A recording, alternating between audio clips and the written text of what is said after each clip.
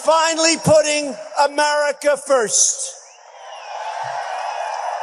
Our policy of never-ending war, regime change, and nation building is being replaced by the clear-eyed pursuit of American interests. A few moments later.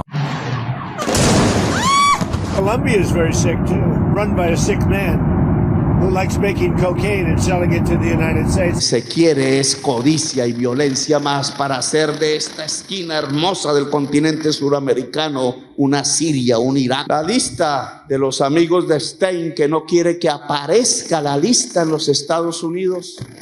Cuba looks like it's ready to fall. I remain deeply concerned that rules of international law have not been respected with regard to the 3 January military action. Yes, the president of peace at it again, this time talking threateningly about Mexico, while his war hawk yes men speak about Cuba like it was something to be acquired in a game of Monopoly. Could have done it. And as to this commander-in-chief, he did something people talked about doing.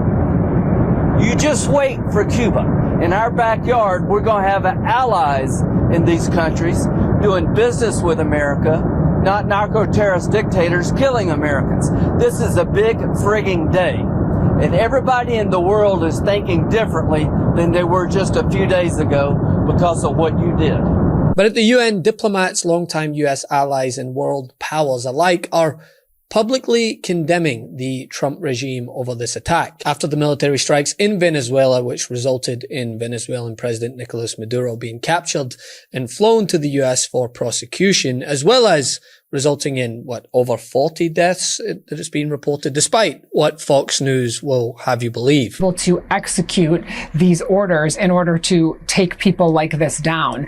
And it could have been an intelligence issue. It could have been that they thought it wasn't safe and that too many Americans can get harmed. I mean, this is pretty extraordinary that we watched this go down and no one died. I mean, it's really quite something. And rather than garner broad support that the Trump administration may have hoped for, they found themselves defending the actions against a chorus of international criticism from both allies and adversaries alike. But that is, of course, also before letting everyone in on the not so well kept secret. In fact, they're just openly boasting about it, how the oil companies were informed about an act of war before it happened and Congress was not. Those people then before the operation took place? Yes. Did you maybe tip them off? Before and after. And they want to go in. And they're going to do a great job for the people of Venezuela.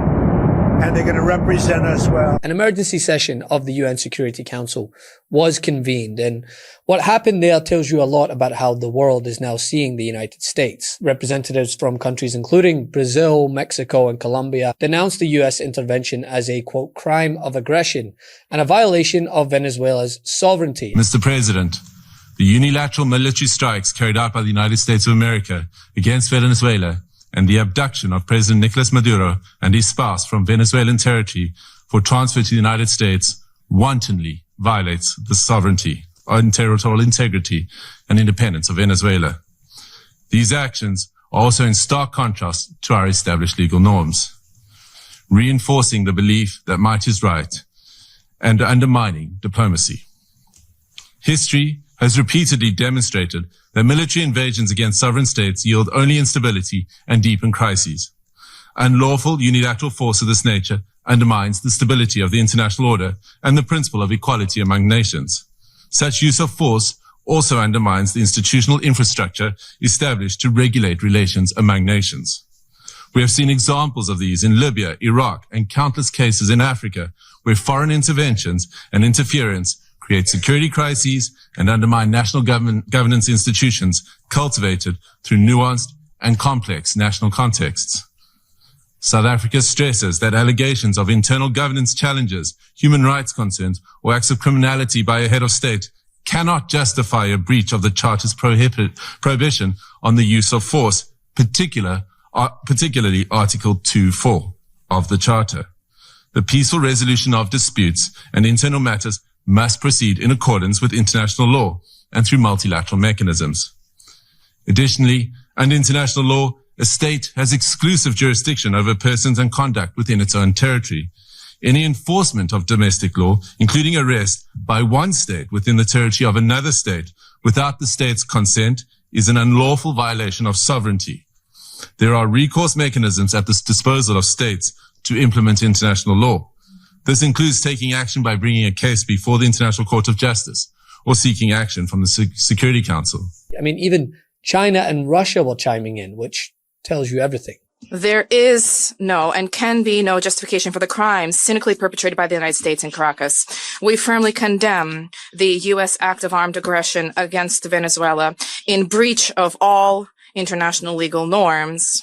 And the UN Secretary General himself warned that the US strikes and the capture of a sitting foreign leader without UN Security Council authorization sets a dangerous precedent. The maintenance of international peace and security depends on the continued commitment of all member states to adhere to all the provisions of the Charter. Meanwhile, this attack has put countries like Denmark on even higher alert, considering what Trump has stated time and time again regarding Greenland, something that many downplayed as just hyperbole and strongman talk. Well, it doesn't look that way now, does it? You know what Denmark did recently to boost up security in Greenland? They added one more dog sled. What you just said is one of the most insanely idiotic things I have ever heard. Denmark recalls the foundational principle of international law that forbids states from threatening or using force against another state's territorial integrity and political independence. This imperative is enshrined in Article 2, Paragraph 4 of the UN Charter. Members of the UN Security Council have a special responsibility to uphold these principles. The principles of sovereignty, political independence, and territorial integrity must be respected. The inviolability of borders is not up for negotiation. These are universal, sacrosanct principles enshrined in international law. They apply everywhere. Grönland ist genauso wie die Färöer Bestandteil des dänischen Königreiches und da Dänemark der NATO angehört, wird auch Grönland prinzipiell von der NATO zu verteidigen sein. Und wenn es dort weitere Erfordernisse gibt, die Verteidigungsanstrengungen bezüglich Grönlands zu verstärken, dann werden wir das im Rahmen der Allianz miteinander zu besprechen haben. And his recent efforts even prompted a response from the United Kingdom, one of the US's closest allies, who usually perch themselves firmly on the fence. Not so much now, it seems. The future of Greenland is for Greenland and the Kingdom of Denmark. And it's for Greenland and the Kingdom of Denmark only. Mm-hmm.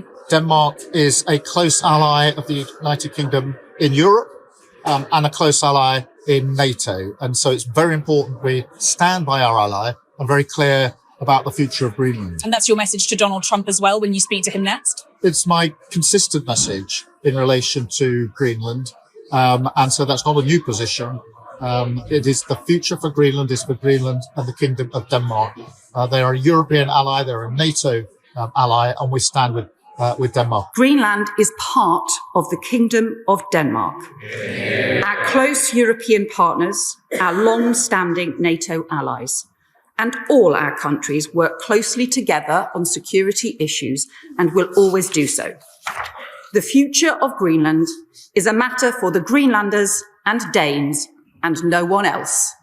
I commend this statement to the House. See, Trump's aggressive strategy has united a wide swath of the international community. What was framed as an enforcement operation has instead spotlighted an enormous amount of questions regarding sovereignty, legality, and the respect for international norms. And it's not just a cause for concern at the UN. If you look at how the American people feel, they're not buying the snake oil or the oil in general that the president is willing to send more soldiers to die to obtain. Yeah, I'd be really surprised if this turns out to be a positive for Donald Trump, or at least support for this operation. Why? U.S. military asking Venezuela's president beforehand. Look at this. 47% opposed, just 21% of Americans favored. The unsure was higher than the favor, 29% versus 21%. And get this, just 39% of Republicans favored it. People are saying, oh, this could be a wag the dog moment. I have to ask, which dog are they wagging the tail of? Love this video? Support independent media and unlock exclusive content, ad-free videos, and custom emojis by becoming a paid member of our YouTube channel today. You can also gift memberships to others. Let's keep growing together.